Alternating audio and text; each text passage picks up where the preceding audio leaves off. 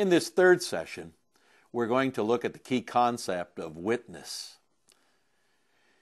Many of you probably already know that during the 2008 General Conference session, our membership vows were changed.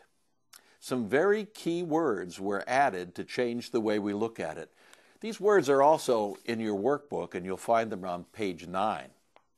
The change in our vows really has refocused the energy of what it means to be a member in the United Methodist Church to realize that our real allegiance, first and of all, is to Christ.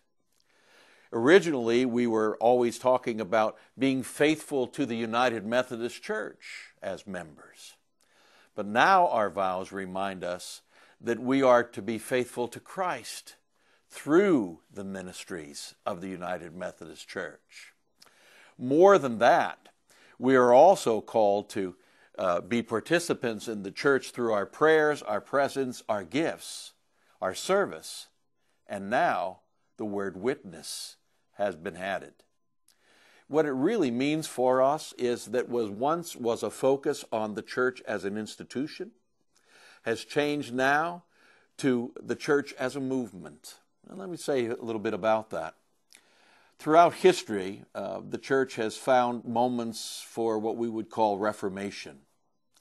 There were times early on in Jesus' ministry when it was very clear that the purpose of the church was to be a movement.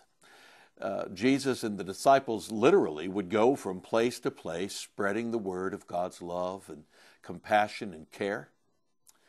And it would be centuries later when that movement would continue across the face of the earth, but eventually it would turn into a kind of institutional church, where all of a sudden all of the strength and power of reaching out to the community and to the world became refocused on the welfare of the institution.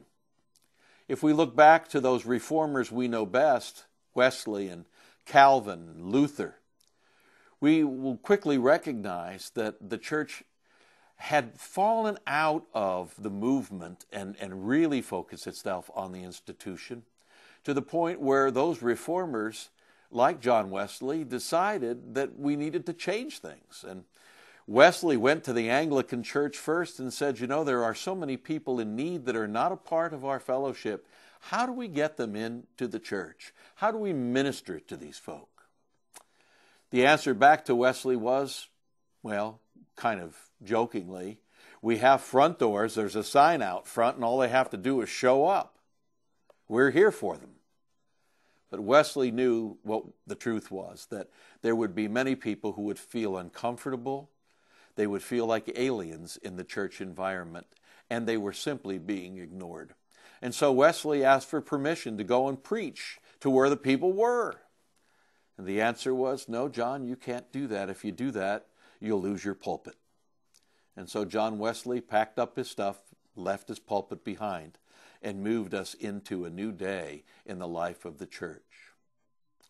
Well, friends, there are many of us who really believe now that we're on the verge of a new reformation of the church, a new reformation, if you will, a time for us to think again about not focusing so much upon the institution and about all the programs and things that we can do, but to refocus our attention on the real reason that we are the church, and that is spiritual formation, the making of disciples of Jesus Christ for the transformation of the world. How will we be faithful to our role as witnesses in this new day, in this new world in which we live? How can you as a church rethink the way you witness to those who need to hear the story? And as an annual conference, how can the conference best resource local churches to be faithful to the membership vows that we are now taking in the name of Christ?